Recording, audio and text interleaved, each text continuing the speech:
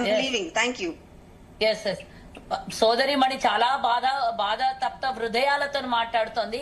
అన్నిటికన్నా బాధపడేటటువంటి విషయం 2023లో పాస్ అయిన బిల్లుని దాన్ని యాజ్ ఇట్ ఈజ్ గా అమెండ్మెంట్ తీసుకొని వచ్చి పాస్ చేయకుండా డ్రామాలు చేసి ఓడిపోతాము, ఈ బిల్లు పాస్ అవ్వదు అని అన్ని విధాలా తెలిసినటువంటి భారతీయ జనతా పార్టీ కావాలని ముడేసి మూడు చట్టాలను ముడివేసి అందులో ఇరికించి అవ్వదు అని తెలిసి కూడా కావాలని ప్రతిపక్షాల మీద ఏడవాలి అని ఈ రోజు వాళ్ళకన్నా ఎక్కువగా మేం బాధపడుతున్నాం.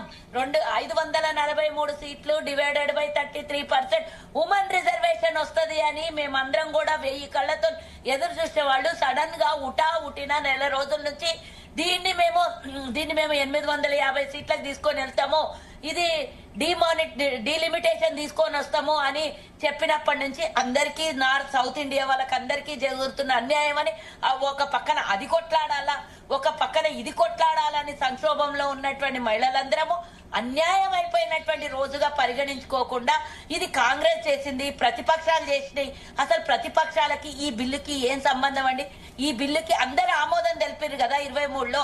ఆమోదం తెలిపిన బిల్లుని యాజ్ ఇట్ ఈజ్ గా పాస్ చేసుకోకుండా దాన్ని కావాలని 26లో జరిగే సెన్సేషన్ కి ఇప్పుడు ఎందుకు ముడిపెట్టిండ్రు అంటారు. మరి ఎందుకు ఉటిన 3 రోజులలో ఈ బిల్లు ప్రవేశపెట్టిన పదే అడుగుతుంటే చర్చలు లేవు, దీని మీద డిస్కషన్స్ ప్రతిపక్షాలతో కూర్చొని మాట్లాడింది లేదు, ఎక్కడ కూడా దీని గురించి చర్చలే జరగకుండా ఇంత పెద్ద బిల్లు ప్రవేశపెట్టేటప్పుడు దీని మీద ఏ విధంగా తీసుకెళ్లాలి అని మరి ఆవిడ ఏమంటుంది?